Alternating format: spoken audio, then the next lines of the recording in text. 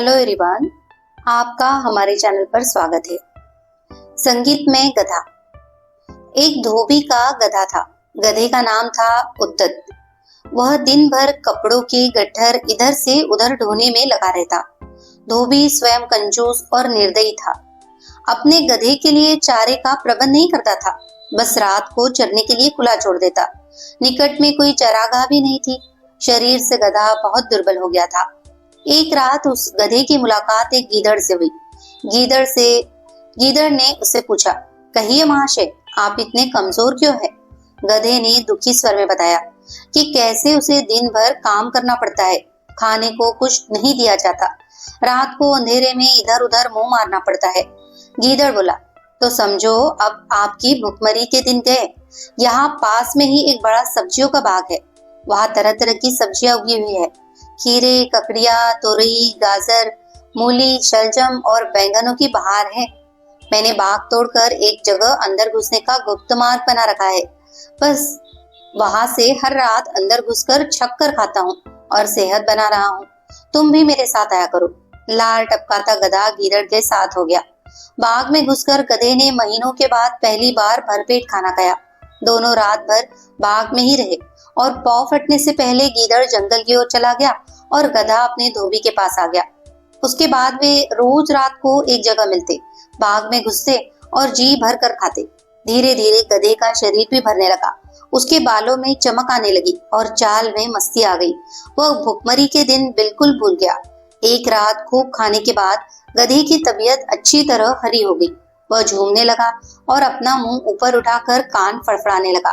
गीदड़ ने चिंतित होकर पूछा, मित्र, ये क्या कर रहे हो? तुम्हारी तबीयत तो ठीक है? गधा आंखें बंद करके मस्त स्वर में बोला, मेरा दिल गाने को कर रहा है। अच्छा भोजन करने के बाद गाना चाहिए। सोच रहा हूँ कि ढैंचू राग गाओ। गीदड़ ने तुरंत चेतावनी दी, न, ऐसा न करना गधे भाई, गाने वाने का चक्कर मत चलाओ। यह मत भूलो कि हम दोनों यहाँ चोरी कर रहे हैं। मुसीबत को न्योता मत दो। गधे ने टेढ़ी नजर से गीदड़ को देखा और बोला, गीदड़ भाई, तुम जंगली के जंगली रहे, संगीत के बारे में तुम क्या जानो? गीदड़ ने हाथ जोड़े, मैं संगीत के बारे में कुछ नहीं जानता, केवल अपनी जान बचाना जानता हूँ। तुम अपना बेसुरा राग अलापने की जिद छोड़ो, उसी में हम दोनों की भलाई है। गधे ने गीदड़ की बात का बुरा मानकर हवा में दुलत्ती चलाई और शिकायत करने लगा, तुमने मेरे राग को बेसुरा कहकर मेरी बेइज्जती की है। हम गधे शुद्ध शास्त्रीय लय में रेंगते हैं, वह मूर्खों की समझ में नहीं आ सकता। गीदड़ बोला, गधे भाई, मैं मूर्ख जंगली सही, पर एक मित्र के नाते मेरी सलाह मानो। अपना मुंह मत खोलो, बाग के चौकीदार जाग जाएंगे। गधा हंसा, अरे मूर्ख गीदड़, मेरा राग सुनकर बाग के चौकीदार तो क्या, बाग का मालिक भी फूलों का हार लेकर आएगा और मेरे गले में डालेगा। गीदड़ ने चतुराई से काम लिया और हाथ जोड़कर बोला, गधे भाई, मुझे अपनी गलती का एहसास हो गया है। तुम महान गायक हो। मैं मूर्ख गीदड़ भी तुम्हारे गले में डालने के लिए फूलों की माला लाना चाहता हूँ। मेरे जाने के 10 मिनट बाद ही तुम गाना शुरू करना, ताकि मैं गायन समाप्त होने तक फूल मालाएं लेकर लौट सकूं। गधे ने गर्व से सहमति में सिर हिलाया। गीदड़ वहां से सीधा जंगल की ओर भाग गया।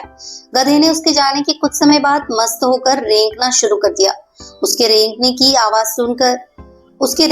आवाज सुनते ही बाग के चौकीदार जाग गए और उसी ओर लट लेकर दौड़े जिधर से रेंगने की आवाजें आ रही थी।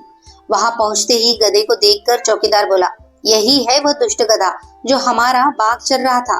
बस सारे चौकीदार डंडों के साथ गधे पर पिल पड़े। कुछ ही देर में गधा पिट पिट कर अधमरा गिर पड़ा। अपने शुभ चिंतकों और हितैषियों की नेक सलाह न मानने का परिणाम बहुत बुरा होता है। ये कथा सुनाकर सुवर्ण सिद्धि बोला, तुमने भी मेरा कहना नहीं माना, अब अपनी हालत देखो। चक्रधर ने उसास भर कर कहा, तुम ठीक ही कहते हो भाई। जिसके पास अपनी बुद्धि नहीं होती और जो मित्र की सलाह पर भी नहीं चलता, वह मंत्रक नामक जुलाहे की तरह नष्ट हो जाता है। सुवर्ण सिद्धि ने पूछा, मंत्रक की क्या कहानी है? चक्रधर बताने लगा,